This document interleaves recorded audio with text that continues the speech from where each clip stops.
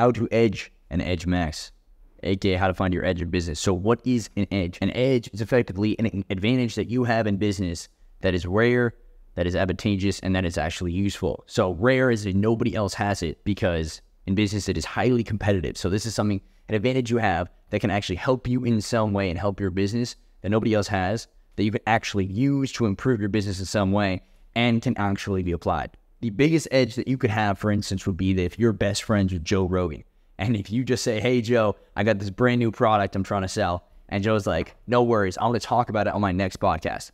That's rare because very few people are friends with Joe Rogan. If a million people were friends with Joe Rogan, it wouldn't be very useful, because then he'd be shilling millions of products all day, and it wouldn't matter. It's useful because when he shills that product, you're then going to get a ton of sales for your business.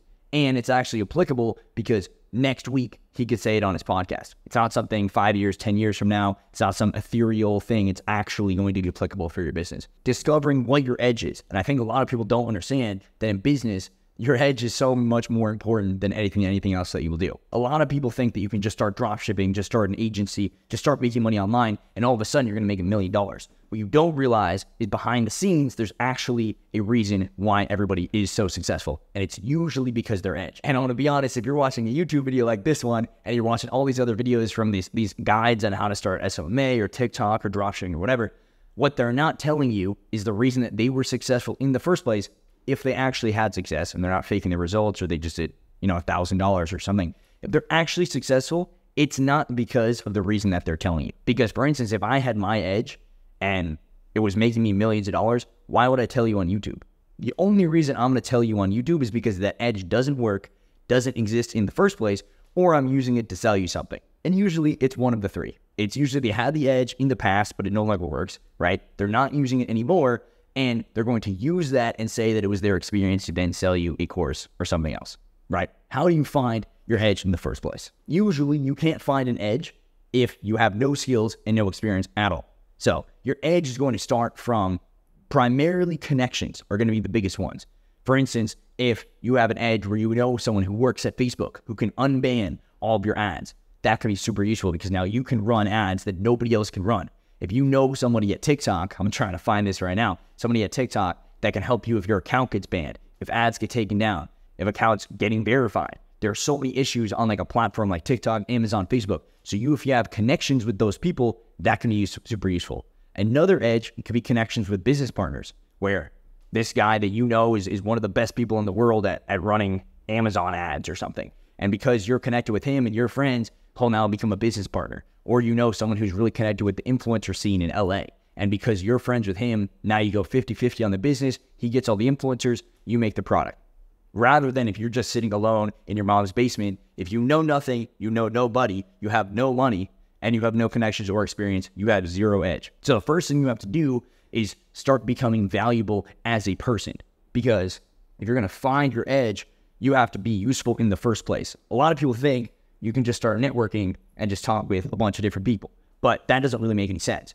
Because if you alone are worth nothing, then why am I going to talk to you? You have no value to me. And I get people in my DMs all the time. I'll work for you for free. I'll help you out so much. And I love the offers and it's so amazing. But at the same time, you're just taking from me because I'm going to give you my resources. I'm going to give you my time. It's not even worth it for me to pay. That's why people offer paid mentorships or paid groups or paid opportunities, because you have nothing to offer that other person except you can pay them for their time, for their consulting, for whatever else.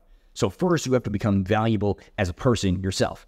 And then once you become valuable, well, then you can start networking with other people. You can join Discords, you can go join groups, you can join masterminds, you can talk with other people. That's one way if you want to get connections as an edge. However, if you just become really good yourself, you can have another edge, which might be information arbitrage. The information arbitrage is that, let's say that you're, one of my friends back in the day, he had an edge where he understood a glitch in the TikTok ads platform, where he was so deep in the weeds, 12 hours a day, fueled by nicotine and Adderall, and it was just him living in his mom's basement. He figured out a way where if he could write certain bids where it was like 0.97 or 0.67, and you could write this in your ad account and spend this certain amount of money, that TikTok would send you millions of dollars worth of traffic, even though you might have only spent $100. You would get millions of people on your site, and it would be super cheap just because you found this super glitch. It doesn't work anymore. But the reason he found that like 3 years ago was because he was finding an information arbitrage that nobody else found. Another edge you could have is speaking a different language.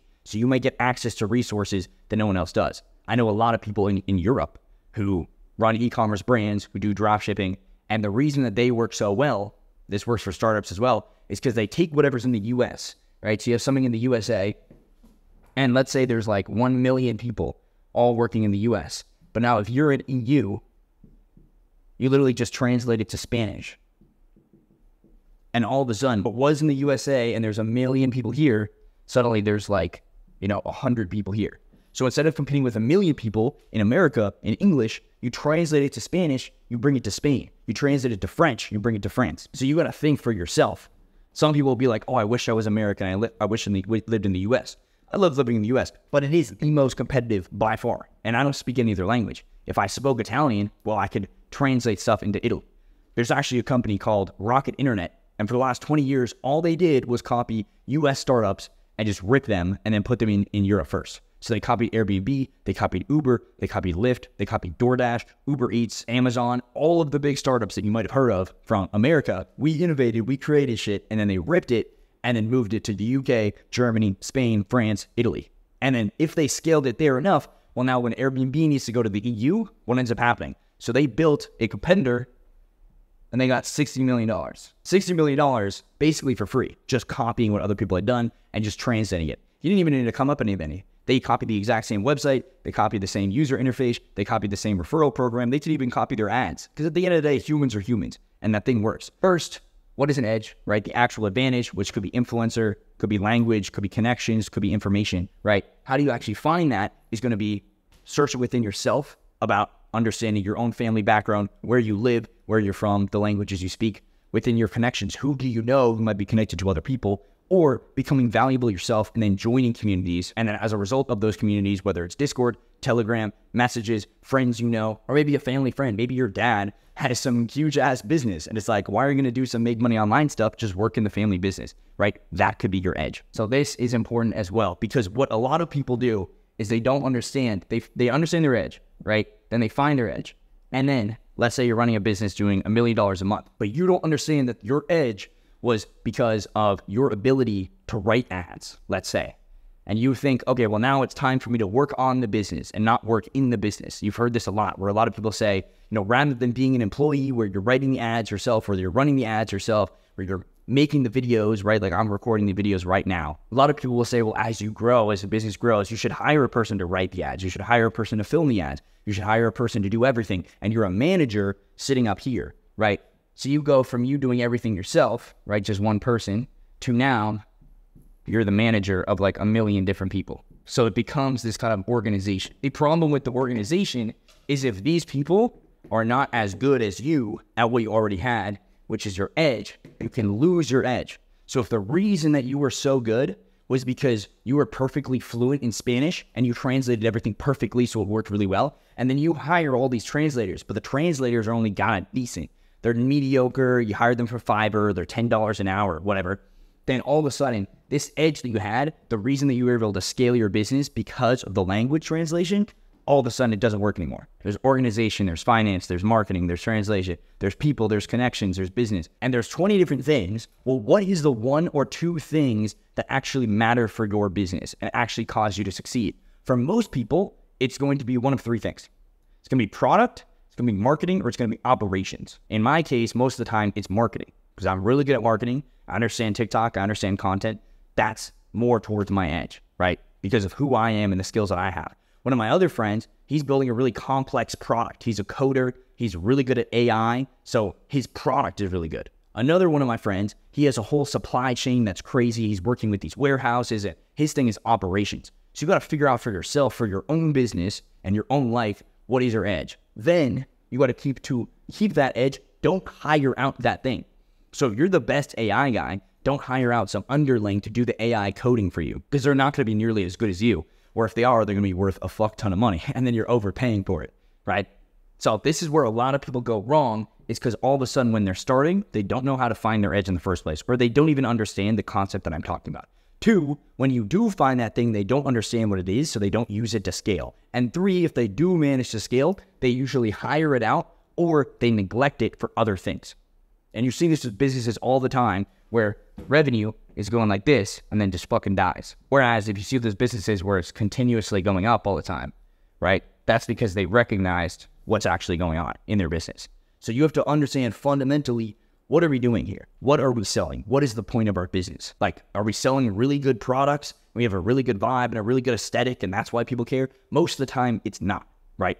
I understand in my businesses, it's usually we have a good enough product. We have a good enough customer service. We have a good enough operations, but the marketing is fucking fantastic, right? That's where we're going to win.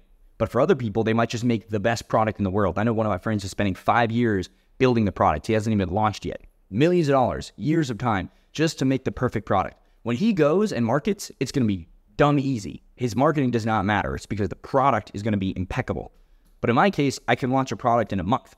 And I'll make the product good, because obviously that's what we are selling. It's going to be up there in the market, but it's not going to be the best of the best. It's not a Michelin star restaurant, but the marketing is going to be crazy.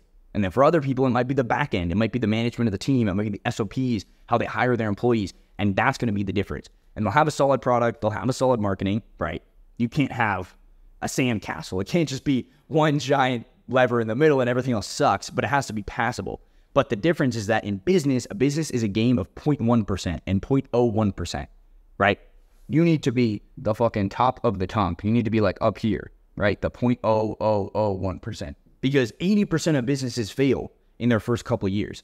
And then 80% of those businesses don't even make it past $1 million in revenue. 80% of those businesses don't scale to 10. Like if you look at the numbers of businesses that get to $10 million in revenue for more than a couple of years, profitably, it is this number. So if you want to have a business, and personally for me, I want to have a business doing more than $1 million a month profitably for at least a couple of years and then sell it, I need to be the 0.0001%.